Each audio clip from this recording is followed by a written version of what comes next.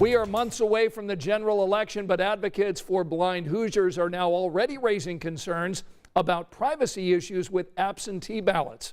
As Sarah Jones tells us tonight, they want a face-to-face meeting with the Secretary of State to make absentee voting equal for Hoosiers.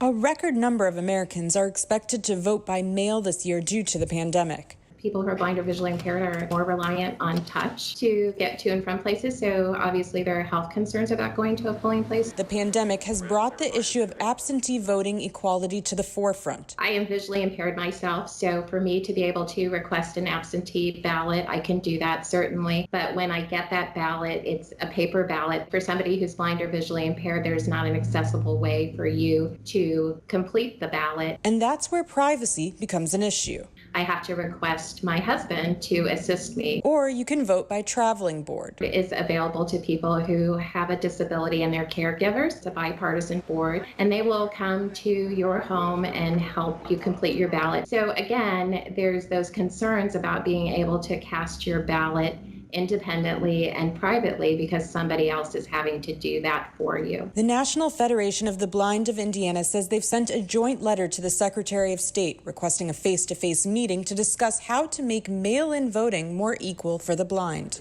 Military and overseas voters can vote online using their computers.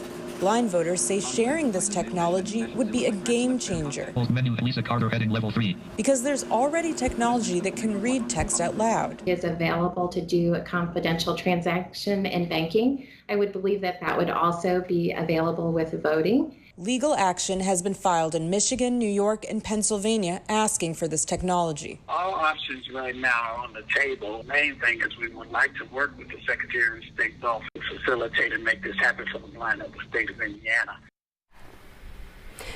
Now, we reached out to the Secretary of State's office to ask what steps the state of Indiana is planning to take to address the privacy concerns of blind Hoosiers. They responded in a statement saying, quote, "The Secretary spent time upgrading our website to accommodate blind and visually impaired Hoosier voters. It's our goal to make sure that all voters in Indiana have the opportunity to vote every election."